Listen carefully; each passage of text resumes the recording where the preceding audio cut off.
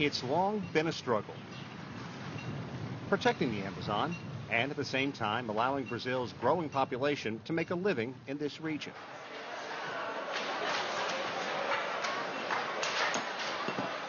Once chiefly populated by remote outposts, people who made a living on the river, nearly 25 million people now call the Amazon Basin home.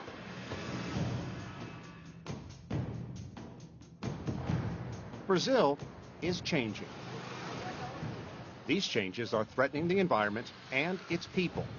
The rainforest is shrinking. Brazil's economy has been rapidly growing and is closing in on becoming the 5th largest in the world. But this summer of discontent in Brazil saw hundreds of thousands of people pour into the streets in spontaneous protest, demanding Brazil's leaders improve the quality of life here and pay for better basic services such as education and health care. Brazil has an ambitious economic growth plan, and to make the economy swell by 4.5 or 5% per year, there are increased demands to further tap into the rainforest for lumber, minerals, farming, and more recently, construction for dams and hydroelectric power. We achieve now new challenges. So we need new fundings to finance that. Eduardo Braga is a powerful Brazilian senator from the state of Amazonas. And those funding must come as fast as possible, because if they don't, they are going to pressure again strongly the deforestation in the Amazon. In simple, blunt terms, this rich, diverse region, home to half the world's remaining rainforest, could thrive. But it also runs the risk of being destroyed. I would say that we are in the tipping point.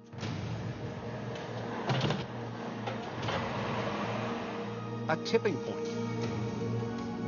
From Macapá to Manaus, Altamira, and Parapuebas, only 10% of Brazil's population lives in the Amazon.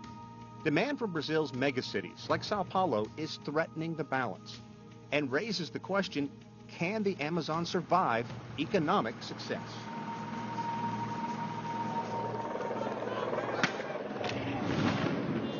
Simmering frustration among Brazilians boiled over in the past several months. Many here are upset that the country is spending multiple billions as Brazil prepares to host the World Cup in 2014 and the Olympics 2 years after that. But the largest drain on government money has nothing to do with sports or stadiums. This is it. A behemoth of a construction project called the Belo Monte Dam in the state of Para in the heart of the Amazon Basin. Proponents say the hydroelectric dam will provide a staggering amount of clean energy, leaving a small environmental footprint. Critics charge it is a tremendous threat to the well-being of the forest, the Amazon, and its tributaries. More than 20,000 people will be displaced, and it is one of 60, that's right, 60 dams Brazil wants to build in the next decade to create hydroelectric power. Giant machines chew into hard rock. Construction is overseen by a conglomerate of 18 companies under the name Norte Energia. Não tenha dúvida que eu acho que a engenharia brasileira é fantástica nisso. Eu não é só a engenharia brasileira. Acho que a engenharia é fantástica, porque ela consegue modificar a paisagem, né? E se adaptar ao ambiente. Changing the scenery is an understatement. The Xingu River, one of the main tributaries of the Amazon River, was diverted so construction could begin here just 2 years ago. We were the first crew to get this close to the construction. We're in the belly of the beast. You're looking at what will be the face of the Belo Monte Dam. And up there, the massive turbines will go into place that will generate all the electricity. By any standards, this is a massive construction project. To put it in perspective, more earth is being moved here than in the entire construction of the Panama Canal. And all this has been done in just the past 2 years. It will take an additional 6 years, under the best of conditions, for the Belo Monte to be completed. If the engineers are right, Belo Monte will create more than 11,000 megawatts of power running at full capacity. That's enough electricity for 18 million homes. Brazil's government says it is building scores of dams in the Amazon for hydroelectric power to feed the country's growing demand for energy and is vital for the country's economy to grow at a rapid rate. Otherwise, we're going to have a thermal generation. See, every day we made a footprint in the environment. The question is, what's the cost benefit of this footprint? Is this cost important enough to justify this footprint? I would say Belo Monte is one of the best cost benefit that we have in hydraulic dam in Brazil. There are many who vehemently argue the environmental costs are just too great.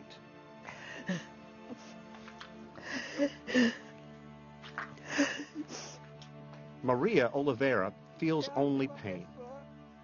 Por ter o direito que eles querem ter, fazer uma coisa dessa comigo, que sou mulher e idosa.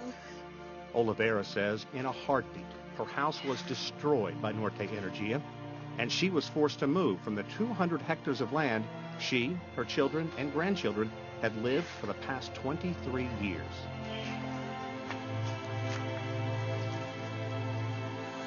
Aqui que é o desprezo, é o desgosto. A gente ter as coisas da gente e o camarada fazer uma coisa dessa. Me matado. This land gave her a livelihood, everything she needed, fruit trees, cacao, fresh water, a host of crops she planted, and livestock were right outside her door. Eu não comprava, aí eu estou assim, sem nada. Norte Energia has set aside more than $230 million to help relocate people like Oliveira.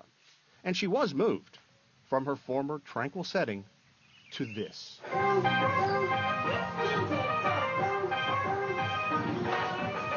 This is the town of Altamira. From high above, it appears scenic, even quiet. However, a look from the ground paints a totally different picture. Crime and violence have flourished as thousands of migrants and Belo Monte construction workers have poured into the city.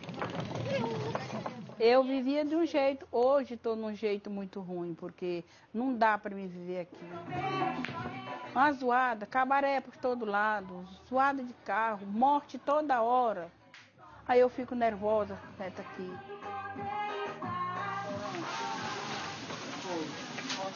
Oliveira's only temporary solace is going through the fruits, seeds, and spices that she was able to bring from her former home back to the squalor of Altamira.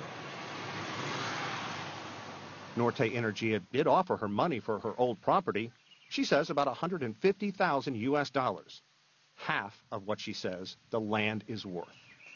Despite the social concerns, Norte Energia agrees with Brazil's government that the needs of the many outweigh the needs of the few, like Oliveira.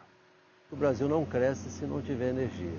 Então nós temos aí, talvez estudos aí, que até 2030 a gente precisa de energia. Depois disso aí a gente muda a nossa matriz de crescimento. E aí você não mais está atrelado à sua energia. And there is the government argument that hydroelectric power is clean energy, no long-term risks. Yes, we do have a cost. Yes, we do have impacted in that area of Belo Monte. But compare with others impact that we have, even in Brazil, even worldwide, the cost benefit is still positive to Belo Monte.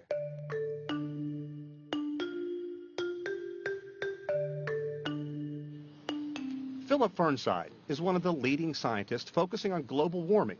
He's convinced this massive undertaking is bad for Brazil and even worse for the world climate. Dams emit greenhouse gases from the forest that is there when it's originally flooded.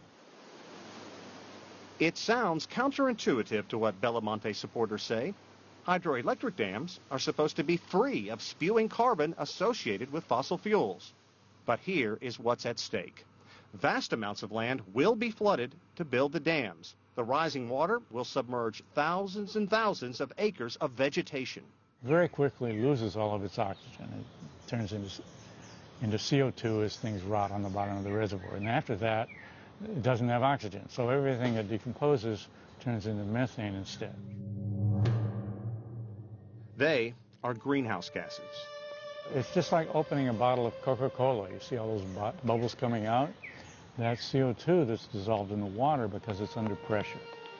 Leaves and soft vegetation, and that will rot where there's no oxygen. So it produces methane instead of CO2.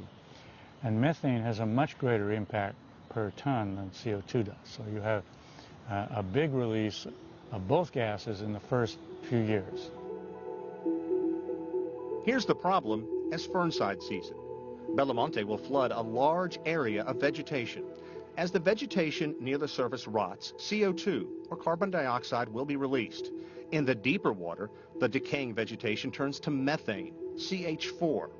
Fernside says massive amounts of methane will be released into the atmosphere as water is channeled through Belo Monte's turbines.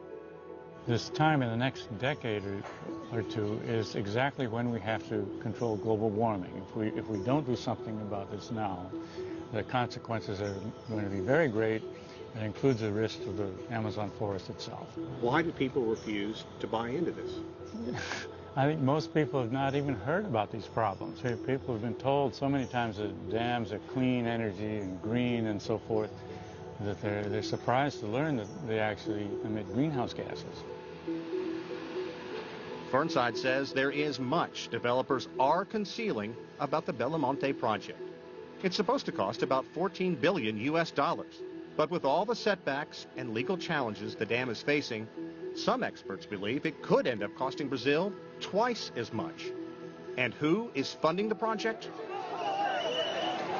80% is being paid for by taxpayers.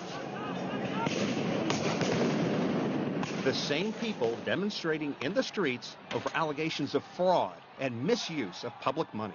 É projeto de muito investimento e pouco lucro.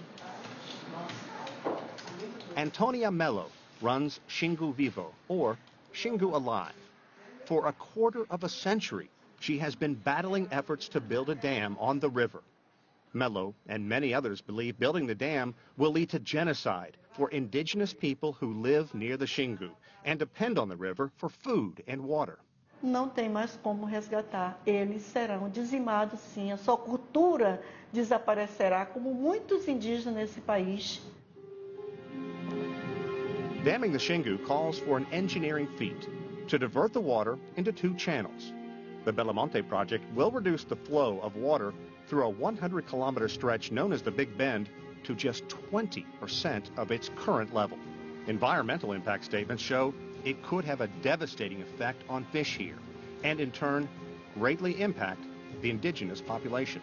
When you are talking about forests, when you are talking about Indians, when you are talking about water, animals, always we can romantic too much this matter. Brazil's government and Norte Energia counter blistering concerns by saying only indigenous tribes will suffer no direct impact from the construction.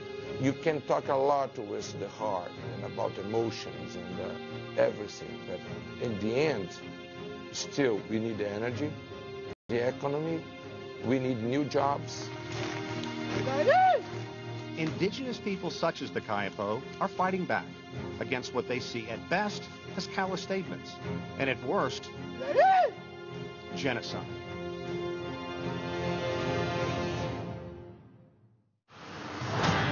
Take a spark of intuition and a helping of inspiration,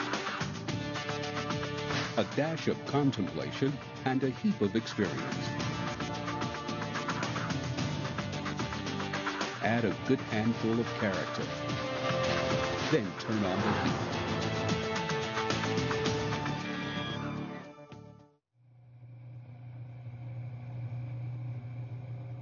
Brazil's Belo Monte Dam is going up in the heart of a region that's home to the greatest population of indigenous people in the country. Not surprisingly, They are among the leaders trying to shut down the project under an umbrella group called Xingu Vivo.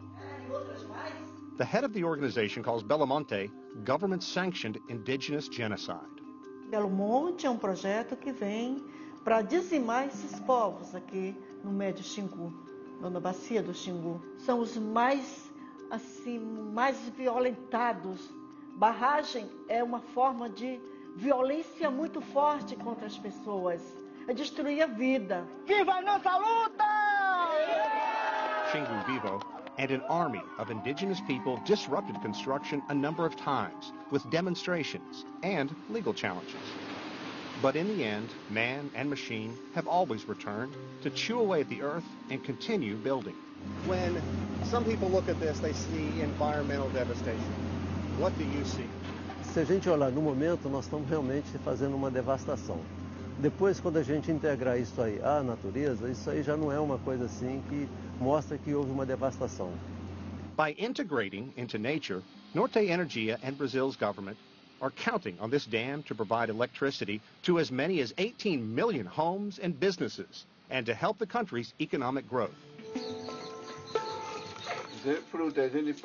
Megaron is one of the top leaders of the Kayapo. While embracing his tribe's long-lasting rituals, as a child, he was among the first of the Kayapo to learn the Portuguese language. But his support for progress only goes so far. Megaron is convinced building Belo Monte will have a devastating effect on the Kayapo and other tribes. Os grandes guerreiros que brigaram contra Belo Monte desde o início deixou para nós essa luta, para continuar essa luta. Todos os Kayapó vai continuar lutando contra barragem Belo Monte. É perigoso, é muito ruim, é ruim o que o governo está fazendo com nós indígenas. Nessa parte indígena, nós não temos nenhuma área indígena em que o reservatório vai utilizar. Podemos estar usando alguma área de perambulação dele ali, mas não usamos nenhuma área indígena. Eles que estão construindo Belo Monte falam que a terra do índio não vai ser inundada. A vida do índio não vai ser modificada, não vai ser interferido. Isso é mentira. Basically, that entire population would be expelled by these dams, and they don't have any skills to survive in cities and so forth. So that the social cost is tremendous. It's always touted as just a few people for any particular dam, but the sum total of it is tremendous.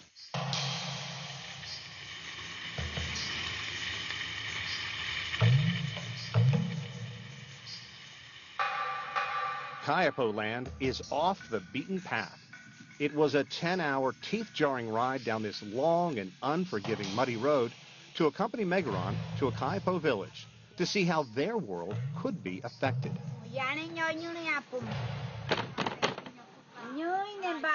This is the way Kayapo have lived for generations, but they have embraced some change. On this day, nurses were on hand to provide vaccinations against a host of diseases. The one air-conditioned building amid the thatched roof huts is a sparsely filled school. Norte Energia offered the Kayapo $9 million to help with the transition once the dam is in place. The Kayapo said no. Não vai trazer de volta para nós o rio, o peixe, a terra, a floresta, animais. Tudo isso vai acabar, vai morrer. We spent several days with Megaron and the Kayapo. Que quer ajudar nós para nós manter nossa cultura, nossa costume. One of the more interesting people we met is 78-year-old Benjai, a local elder and perhaps the most skilled hunter in the tribe. There's no grocery store around the corner. So one long, hot day on the Xingu, Benjai took us hunting and fishing to detail what's at stake if the dam is built and the natural flow of this river is disrupted. Eu prefiro mais na minha casa, aqui, na floresta. Eu não ando muito na cidade. The hunt is a lot of walking through the forest as quietly as possible, looking for prey.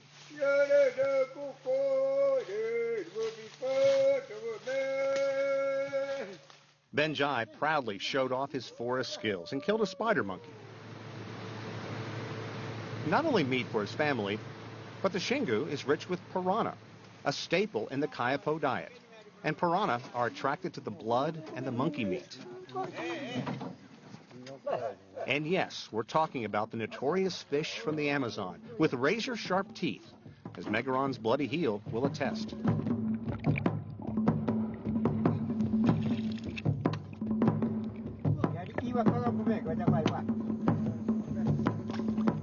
In about 30 minutes, using the monkey meat as bait, the group hauled in more than 30 piranha.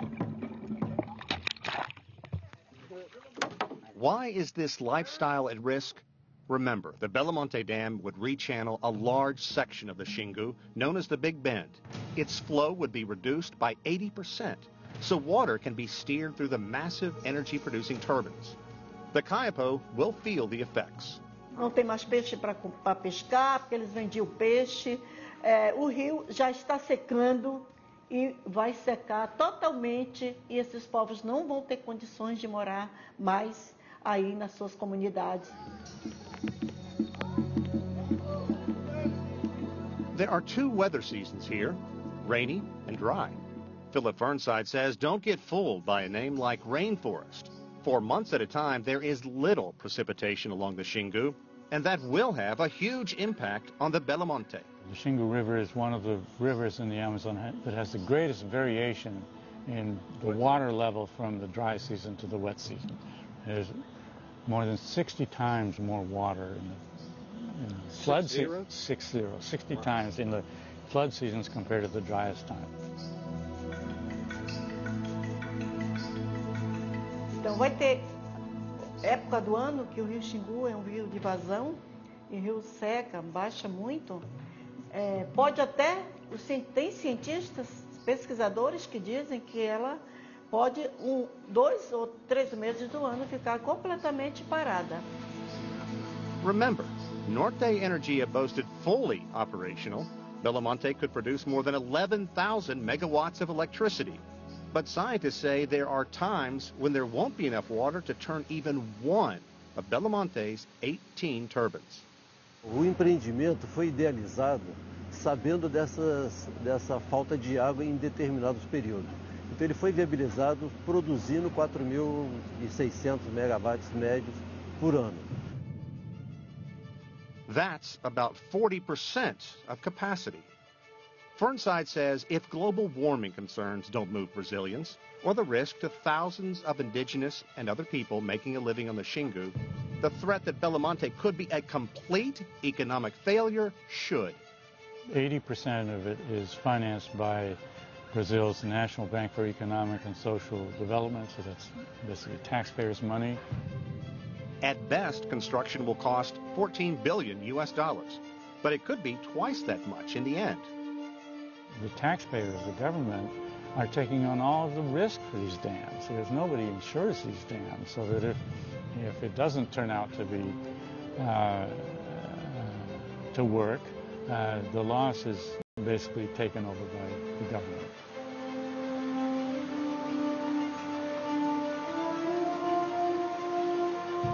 Far downriver, the Kayapo care little about the government's economic investment. Eu desejaria que meu povo vivesse a vida deles, costume deles, do jeito que está, sem nenhuma interferência. É isso que eu desejaria para eles, porque com o contato tem muita interferência. Even without the hydroelectric project, indigenous populations here in the Amazon are losing ground to progress.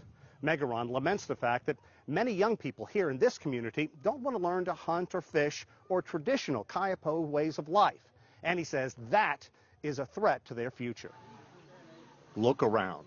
The young people we saw were more likely to wear hoodies than traditional kaipo outfits. Most have had a taste of the outside way of life and a better education, a better job. A different, if not easier way of life is attractive.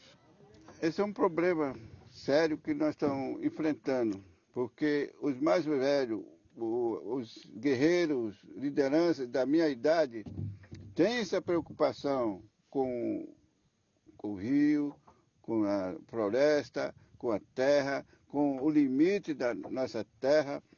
Tem essa preocupação, enquanto os jovens estão indo para outro caminho. Ele não quer aprender nossa cultura, né? Não quer. E como nós, mais velhos, está ensinando ele para ele aprender nossa cultura, nosso costume e pintura, tudo. Eles têm que continuar essa luta para defender a floresta, defender esse rio bonito, que do jeito que está assim, ó, muito bonito. Não é do jeito que o homem branco quer fazer tudo, destruir tudo.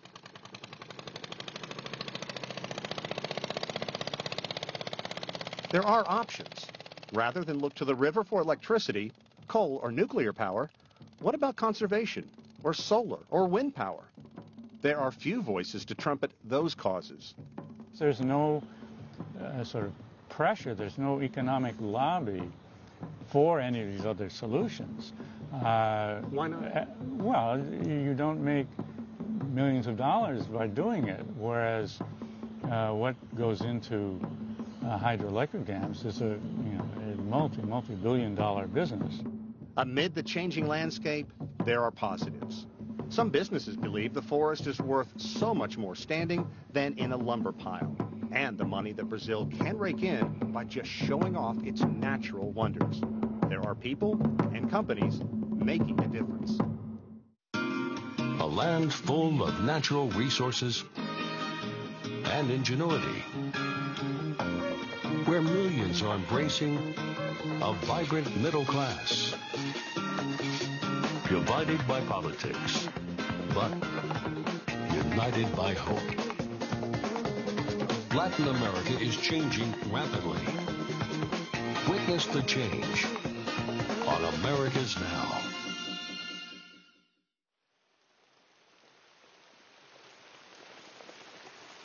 For much of the year in the Amazon, it rains. A lot. To the outside world, it may appear as a vast, untamed wilderness. But 25 million people live in the Amazon. That's as many as in North Korea. Most of the population in the Amazon live in cities like Manaus, which boast a total population of 2.5 million people. In a region where roads and basic services are often lacking, many people here eke out a living. And all too often, it's the forest that suffers. No one deforested because he's stupid, or because he's intelligent, or because I like deforestation, because I'm a serial killer of a tree. No. They do it because they need to survive, to feed the family. There are ways to succeed without leaving a harsh footprint on the environment. Ecotourism is big business, helping Brazil bring in nearly $7 billion in tourist money. It always rains some here, but near Manaus in the state of Amazonas, the heaviest downfall comes from January to April. So much rain, in fact, that a huge swath of forest floods outward some 35 kilometers. Tributaries jump their banks. The air is heavy and humid, and people pay to see nature's wonder. Some people who once made a living poaching animals or illegally harvesting trees are now finding there is money to be made by preserving the forest and its animals. This floating house, about an hour boat ride from Manaus, is a perfect example and provided our strangest experience in the Amazon. It began with a guide asking if we wanted to see an anaconda, the largest animal in the region. This one here is something like 45 pounds. At least. Yep. Anacondas in the wild, they At this time of the year, they can climb up a tree and catch a sloth. They can catch a bigger animal. But normally, what they eat a lot, which is an easy prey, is fish. Aurelia Oliveira lives here with her 4 children. Her husband is a fisherman, and he caught the anaconda in a net. A hungry giant snake and 4 children living in a floating house doesn't seem like a very safe equation. This animal can easily be found with 20 to 35 feet. Locals talk about seeing a lot of them with over 40 feet. You can really feel it ripple and move. Yep. And strong, very solid muscle animal. They can even try to attack a little baby. A lot of babies in floating houses like this in the Amazon, they disappear. Oliveira says her family is safe, that the children are used to wild animals living so deep in the forest. As a further enticement to lure tourists, Oliveira also has a caiman and a young sloth. Aí nós pegamos a preguiça e começou a vir particular para cá para casa. Vem muito, vem um rincha, todo mundo vem aqui visitar. People dropping by offer small tips. It's not a lot of money, but it helps feed and clothe the family. The Amazon, first of all, is extremely different. Marco Lima grew up in the Amazon. He's an Army veteran and now a marine biologist who spends a great deal of time on the Rio Negro. Amazon is an incredible nest of life.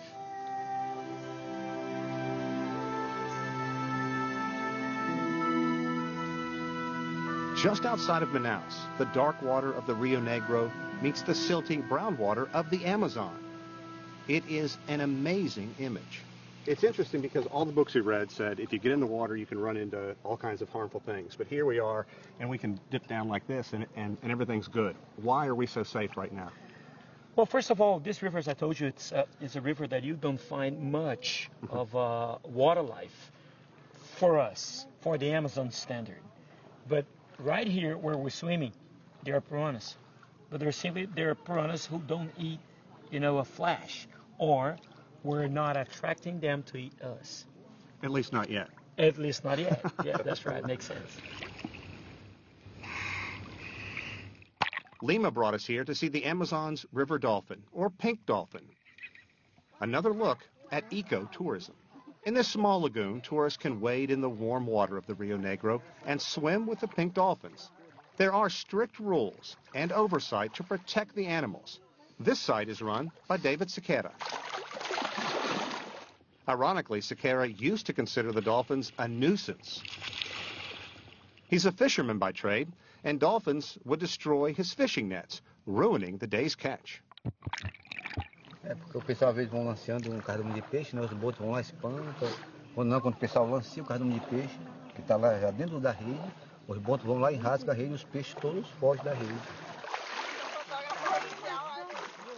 But now Sequeira can make a living by simply introducing people to one of the treasures of the river. It's these little victories that give Lima renewed hope for the future of this delicate environment. Who do you think owns this area? Is it Brazil or is it the world? Brazilians were gifted with the Amazon, but the benefits of the Amazon, not only in fish life or plant life, weather balance, I think it belongs to the world. But Brazilians were gifted to take care. There are so many riches here, and recently the world has come to appreciate this one. If you haven't tasted acai, you have no doubt heard about it and seen it in stores. It is the trendy drink right now. Before customers can drop $5 or so US for a bottle of acai, someone has to harvest it. Less than 10% of acai is actually planted in Brazil. Most, like this stand, just grows wild.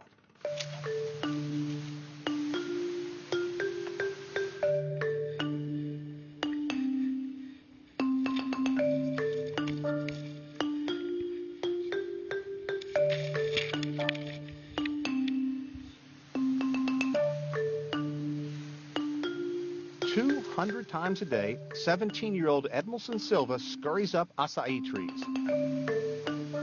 It's physically demanding, and his family constantly worries. Tenho muito medo, principalmente quando chove muito, porque é muito vento e é arriscado assim raio. e mesmo porque ele sobe com faca, estressado. Mas aí tem que correr risco.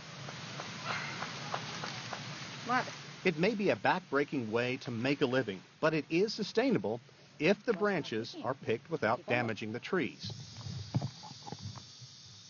It's long been popular here, accounting for about $250 million in business annually in the state of Amapá.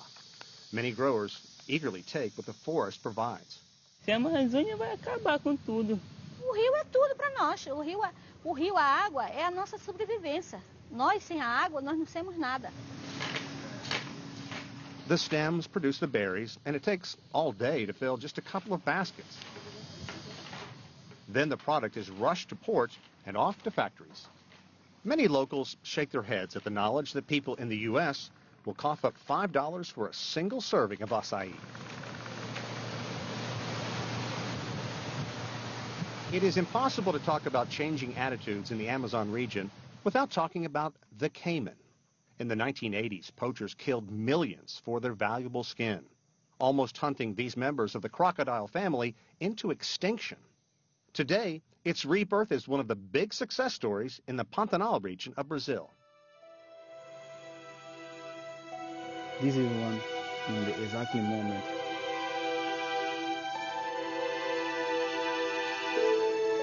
Look at that. Wow. That is amazing. Weber Girardi runs House of Jacare. It's one of 13 government-sanctioned caiman farms in the Pantanal. It's a way the government feeds the desire for animal skins and meat and helps halt the devastation that comes from poaching. Here I can take everything from this animal. The skin, make some different products, in the meat to sell from any customers. Local farmers bring in thousands of eggs each year that Girardi raises. The number of eggs in each farm site are cataloged carefully. Many environmentalists think the program is barbaric and should be stopped. But Girardi says, consider this. His business acts as a detriment to poaching. And in the wild, only 5% of caiman grow to be adults. Here, 95% do. There are more than 50,000 caiman here at Casa de Jacare. Clearly, they're used to people, but they don't like to be disturbed. These will live to be about 2.5 years old, and then they'll be harvested. Each month, they generate about 4,000 caiman skins and about 5 tons of meat. Most of that is sold in Brazil, but recently, they've also opened up markets in Bolivia, Mexico, and the United States. Many of the skins he sells here or through his website. All the caiman here are local to the area, except one. This is Brazil's black caiman and can grow twice as large as the ones native to the Pantanal. Working with these animals every day, however, does have its risks. This happened when you take her in the arms to take a picture. And stay, like, make the position and... How many stitches? 34.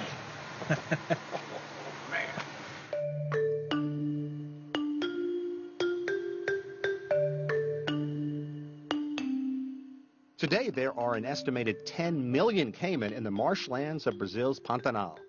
And if the skins are going to be sold legally, they must have this government seal that comes on all products from the House of Jacare.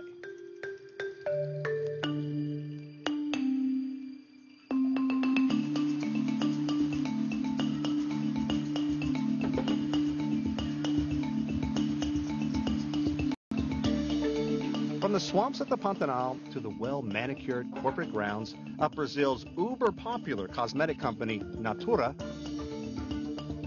where the company's vice president for business in Brazil, Guto Pedreira, says Natura's recipe for success is simple. Sustainability is our model of being business. We think about quality, we think about a good shape, but also we think how can you make it less environmental impact. It's not just lip service. It's routinely considered the gold standard for business in Brazil and widely respected in Latin America. Natura is the most popular cosmetic brand in Brazil. We are in someplace special. This is the only Natura store in all of Brazil. But don't expect a big rush at the front door. This store is limited to employees only, and they can only buy 5 products per month. Natura has 1.2 million people, chiefly in Latin America, who basically sell the products door to door. And it works. The company makes more than $4 billion a year.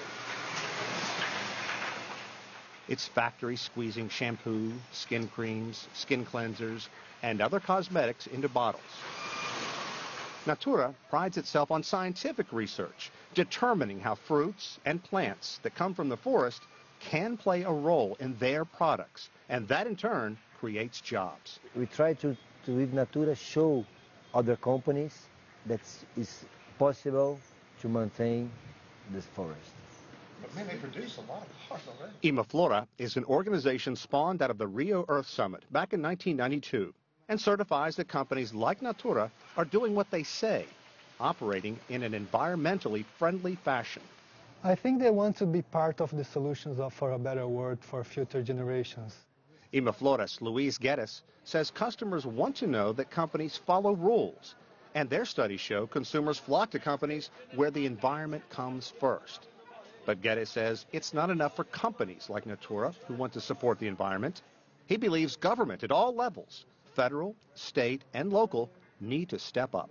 We need a bag of tools that can drive business towards sustainability and making Brazil growing a lot as we need, but also protecting natural resources and creating value for our society and our workers. And this is the big challenge. We are not in this track yet. There are success stories, but critics charge not nearly enough. Deforestation is still a problem that threatens the Amazon as we know it. Do you see heroes and villains in what's going on here? Well, certainly there's some heroes and villains. So the question remains, what about the future? What's at stake? How delicate is this balancing act in protecting the environment as Brazil struggles to become a global economic power? We live in an interconnected world, a truly global economy. Our aim each day is to show you how global trends impact you. Finance, trade, investment, the economics of daily life, from Asia to Africa, from Europe to North and South America. An in-depth look so you can speak the global language of business. Watch Biz Asia America each weekday at these times only on CCTV News.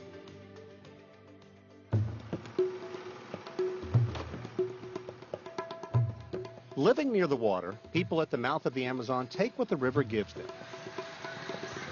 In the city of Macapá, that means waiting for the tide to go down, to embrace the country's national obsession. Prazer de jogar bola aqui na terra, né, na região aqui na lama aqui, né, tradicional do estado.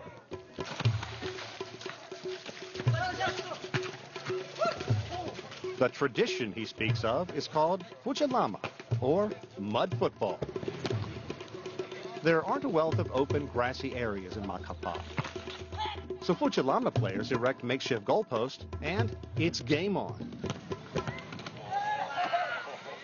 E futilama, escolinha. Mario Frotas is head of the Futilama Federation, a role that keeps him busy on and off the field.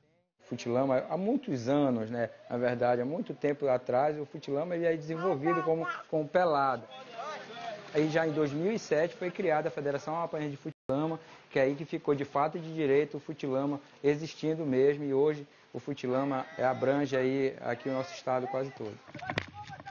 Even though Brazil is hosting the World Cup, soccer's preeminent tournament, Frotas will watch the games the way most of us will, on TV. The football crazed state of Amapá won't be hosting any games. It doesn't have a stadium to handle the crowds. Por que não podemos ter aqui uma arena que realmente pudesse agregar, pudesse ter uma estrutura também aqui no nosso estado, mesmo sendo preservado, com preservação. Hoje o governo, a prefeitura, toda a área que política é envolvido nesse processo da preservação aqui no nosso estado. E com certeza, nós já gostaríamos muito que houvesse jogos aqui.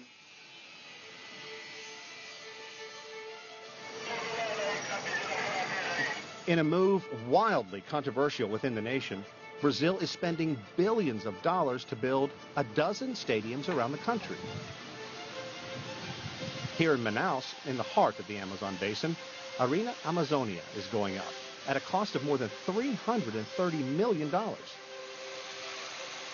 Building the stadium is considered a big gamble, believing soccer fans will flock to Manaus over such cities as Rio de Janeiro and Sao Paulo. When the World Cup rolls into Brazil in 2014, Manaus and the rainforest will be on display. Construction on this 44,000-seat stadium needs to be finished by December. All of this so Manaus can host 4 games during the World Cup.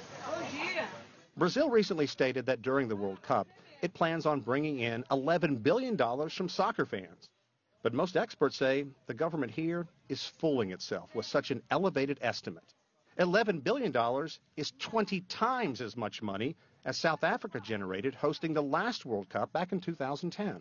De certa maneira, o Brasil está reproduzindo o que a África do Sul fez, construindo estádios que se transformarão em elefantes brancos. Juca Kafori has spent his life covering soccer. He believes the World Cup could be a financial disaster for the country. Eu compreendo que um estrangeiro chegue em Manaus e se encante. Mas não sei se você sabe, em Manaus não tem times nem da primeira nem da segunda divisão brasileira de futebol. Os estádios vão ficar as moscas. It is this perceived waste of public money, more than $23 billion for the World Cup and the Olympics in 2016, that has infuriated people across Brazil. It's not just the country's rank and file who believe the money should be spent on better services. Camilo Capabarebe is the governor of Amapá. Eu diria que nós temos desafio grande de infraestrutura, aeroportos, portos, estradas, ferrovias, telecomunicações, a internet ainda não é um serviço de qualidade no Brasil de modo geral e na Amazônia em particular.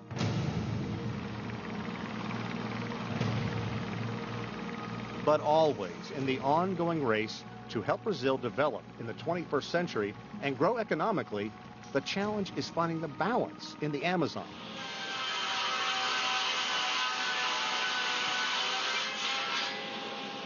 Loggers are seen by many as the bad guys in the rainforest.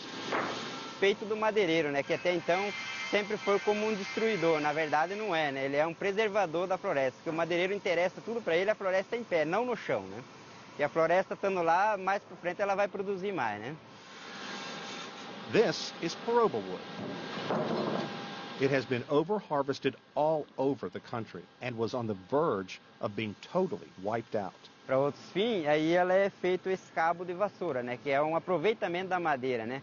A gente aproveita o máximo que puder da madeira, quanto menos desperdício, maior o lucro da nossa produtividade. Still, these thin rods come from trees that are over a century old, and they sell for about 25 cents and end up on the business end of a broom.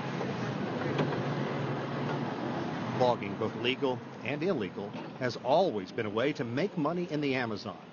But there are other threats to the rainforest these days. Brazil is big. Brazil is growing very fast.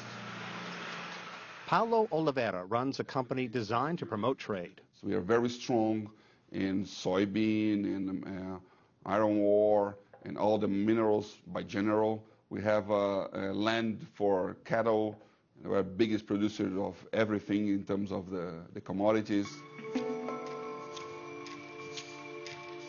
The Amazon is rich in resources, and that's proving to be a double-edged sword for Brazil, opening the door to widespread deforestation. And nowhere is that more evident than in this boomtown city of Parapuebas. 10 years ago, it was a sleepy town of about 25,000. But once the Vale Mining Company opened its massive iron ore mine just outside the city, people came and came. In 10 years, the population has grown tenfold to 250,000. The expansion is evident, visiting the city's one rail station when most people are sleeping. You're looking at a chaotic scene that plays out several times a week here at the train station in the town of Paraupebas. Even though it's in the wee hours of the morning, it's still very hot and humid. These are some 800 migrant workers who have come from all over Brazil to this town looking for work. They're leaving their local small communities because Paraupebas is growing exponentially. A lot of these people will find work, but at what cost? All these people are putting more and more pressure on the rainforest. Cada dia que passa chega mais gente. E Paraupebas é uma cidade acolhedora, né? E tem espaço para muitos. Teve muitos impactos, sim. Tem diferença. Na realidade, as coisas a gente vai mudando muitas coisas, tirando uma coisa e colocando outra. Realmente o meio ambiente ele sente, sim, um pouco de impacto com a mudança da nossa convivência. Jose Suarez is the director of the Commercial Association of Paraupebas. This is a new area of the Paraupebas, and all of here starts only 3 years ago. Really? Developed all this area. I don't know if you can find the ideal balance, but we are trying. Trees and grassland are giving way to row after row of homes, and more people means more deforestation. And all city leaders can do is brace for more Brazilians looking for a weekly wage. The people, the government, works with the idea that the population will be the double. Double population in 5 years? Double in 5-7 years. From the air, you can see the result of the forest either being swallowed by burgeoning jungle cities or broad sections of land that have been cleared for crops or cattle. Brazil now has more cattle than any country on earth. Agriculture is a big part of Brazil's GDP. Brazil can grow and harvest and load grain quickly and cheaply, but getting it to port is a different story. Olha, a parte de logística se torna muito caro na nossa região, principalmente devido ao transporte da safra. As estradas muito precárias. You won't believe just how bad. Traffic jams can cause entire loads to rot before they reach their destination. Our trucks are waiting 2 weeks. The soybean in Brazil is very competitive and cheap in the world, in the farm. But from the farm to the ports, you have all the costs that create the problem. After losing hundreds of thousands of acres of the Amazon to slash and burn agriculture, Brazil made huge strides in stopping that practice and preserving the forest. However, the government recently relaxed logging laws, and that led to a huge spike in deforestation in the past year. Yeah, we need more infrastructure, definitely. Brazil is a very large country, but we need to step back instead of just saying we need more roads. We need to think what's the best way of transportation, what's more effective, what's more sustainable, what requires less energy. But on the other side, you have the forces of destruction. They've grown much faster than all these other things. So you have many more highways and dams and things being built around the region, and those set in motion processes that then affect deforestation for decades in the future. It isn't just a one-time event.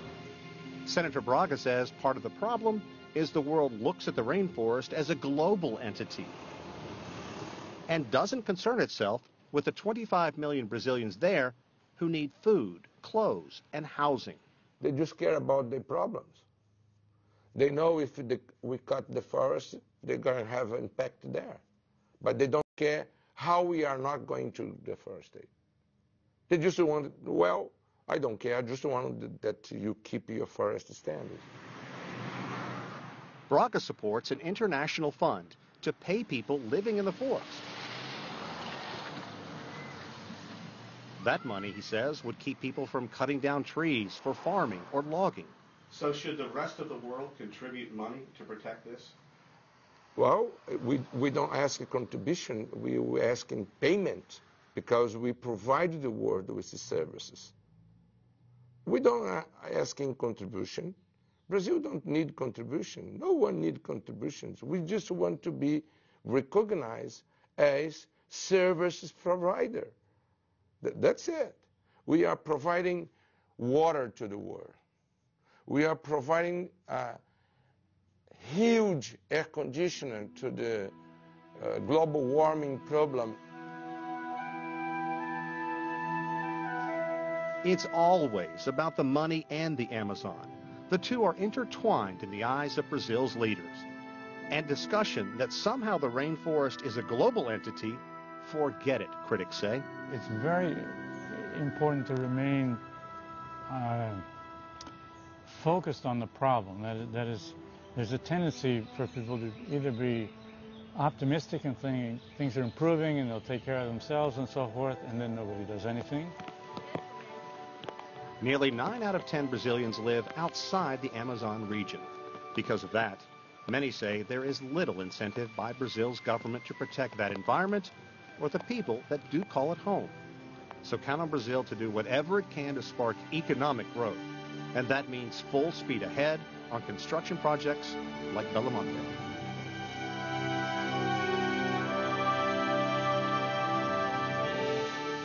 Quanto é criminoso esse projeto, quanto esse governo e essa empresa estão cometendo crimes contra os direitos humanos, socioambientais, e a justiça está calada, sentada em cima, apoiando tudo isso. All the while, Brazil's economy continues to sputter, growing at just above 2% right now. For Maria Oliveira and the millions of other Brazilians who call the Amazon home, their lives are being uprooted by the government push to prosper. Eu não tinha problema de pressão alta e nem tinha depressão. Hoje só vou na rua com as netas porque eu desconheço as ruas. Ora eu conheço as pessoas, ora eu não conheço. Aí eu fui consultar com a doutora Rafaela, ela disse que eu estou com depressão, disse que eu me preocupei muito, a falta do lugar que morava, me senti humilhada. A minha mãe, esses 6 meses, ela está assim, num processo de muito sofrimento. Tem dias que eu penso que ela não vai nem amanhecer viva, de tanta tristeza.